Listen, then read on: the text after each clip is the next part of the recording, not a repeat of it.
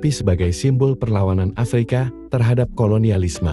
Ia adalah suara keberanian, wajah keteguhan, dan roh dari tanah yang tak pernah tunduk sepenuhnya. Generasi demi generasi menyebut namanya dalam puisi, nyanyian, dan doa. Di Abomey, istana lamanya menjadi tempat ziarah. Di dindingnya terukir kisah tentang raja muda yang melawan dunia demi tanahnya.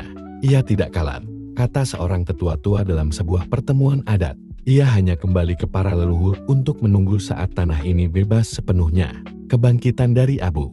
Bertahun-tahun kemudian, ketika Afrika mulai bangkit dan negara-negara mulai menuntut kemerdekaan dari penjajahan, nama Behanzin kembali digaungkan. Ia menjadi ikon perlawanan, pahlawan nasional, dan wajah dari semangat kemerdekaan. Rakyat Benin nama baru dari Dahomey menjadikan dirinya simbol dalam seni, sastra, dan pendidikan. Patungnya didirikan, kisahnya diajarkan kepada anak-anak, dan sejarahnya dibela dari distorsi penjajah. Penutup, raja yang tidak pernah mati. Behanzin bukan sekadar tokoh sejarah.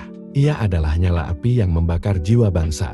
Ia mengajarkan bahwa kehormatan tidak diukur dari kemenangan militer, tapi dari keberanian untuk melawan ketika segalanya tampak mustahil. Di tengah malam yang sunyi di Abomey, jika kau berjalan melewati reruntuhan istana tua, dan kau diamkan hatimu sejenak, kau mungkin akan mendengar suara genderang perang lama.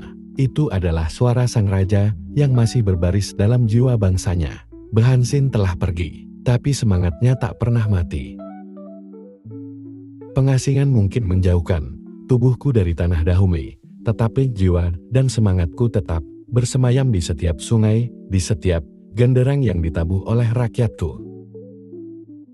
Aku tidak dilahirkan untuk membungkuk pada kekuasaan asing.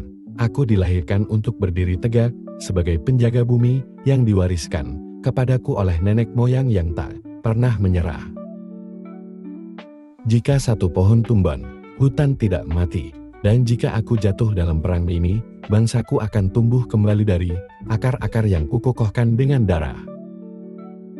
Senapan mereka mungkin lebih nyaring, tapi suara rakyatku lebih kuat. Mereka bisa meruntuhkan istana, namun takkan pernah merobohkan kehormatan leluhurku. Aku lebih memilih mati sebagai raja di tanahku sendiri, daripada hidup sebagai bayang-bayang di negeri penjajah, sebab tanah ini bukan sekadar tempat berpijak, ia adalah darah dan napasku.